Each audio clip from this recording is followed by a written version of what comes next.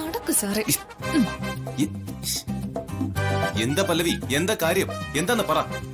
സാറേ, അത് പറയാനുള്ളതല്ല, ഞാൻ കാണിച്ചു തരാം.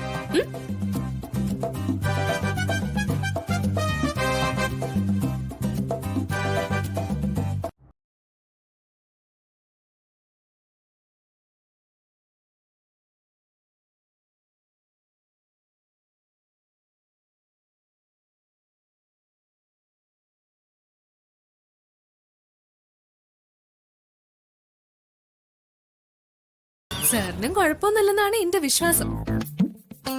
പക്ഷെ ഇത് കഴിച്ചാൽ മാത്രമേ നമുക്ക് എത്രയും പെട്ടെന്ന് ആരോഗ്യകരമായ ഒരു കുഞ്ഞുണ്ടാവൂ. പല്ലവി, നിനക്ക് മനസാക്ഷി എന്നൊന്നില്ലേ? മനസ്സിലായില്ല. അല്ല, വിപിൻ സാർ എന്താ അങ്ങനെ പറഞ്ഞത്? പല്ലവി, വിശാലേട്ടനാണ് ഇവിടുത്തെ എല്ലാ സ്വത്തുക്കളുടെ അവകാശി. ആദ്യം കുഞ്ഞ് ജനിക്കേണ്ടത് അവർക്കാ. അങ്ങനെയല്ലല്ലോ നിബന്ധന. ഇവിടുത്തെ ആൺമക്കളിൽ ആർക്കാണോ ആദ്യം കുഞ്ഞുണ്ടാവുന്നത് അവർക്കാണ് സ്വത്തിന്റെ അവകാശം എന്നല്ലേ പറഞ്ഞിരുന്നത്. വിശാലേട്ടനാണ് സ്വത്തിന്റെ അവകാശിയെങ്കിൽ പിന്നെ എല്ലാം വിശാലേട്ടന്റെ പേരിൽ എഴുതി കൊടുത്താ പോരെ. ഇങ്ങനൊരു മത്സര നടപടിയൊക്കെ വേണോ? പല്ലവി, നിന്നോട് തർക്കിക്കാൻ ഞാനില്ല.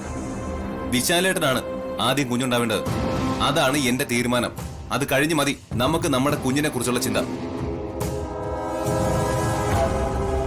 അത് പറ്റില്ല.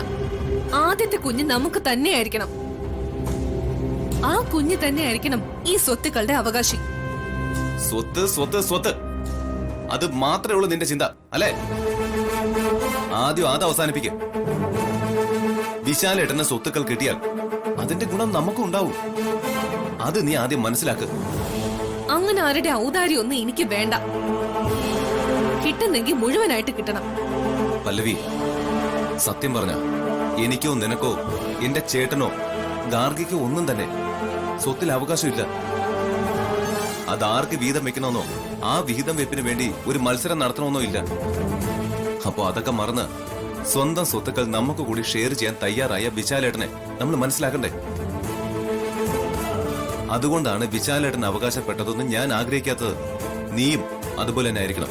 അയ്യടാ, അതിന് വേറെ ആളെ നോക്കണം. പല്ലവി അതിന് കിട്ടില്ല. സ്വത്തുക്കൾ നമുക്ക് തന്നെ വേണം. അതുകൊണ്ട് എത്രയും പെട്ടെന്ന് ഒരു കുഞ്ഞിനായി നമ്മൾ പരിശ്രമിച്ചേ മതിയാകൂ. അല്ലാതെ ഇതൊന്നും വേണ്ടാന്ന് വെച്ചിരുന്ന ഒടുവിൽ നമ്മൾ ദുഃഖിക്കേണ്ടി വരും. എന്ത് ദുഃഖം? ഒരു ദുഃഖം ഉണ്ടാവില്ല. എനിക്കൊന്നും കേൾക്കണ്ട.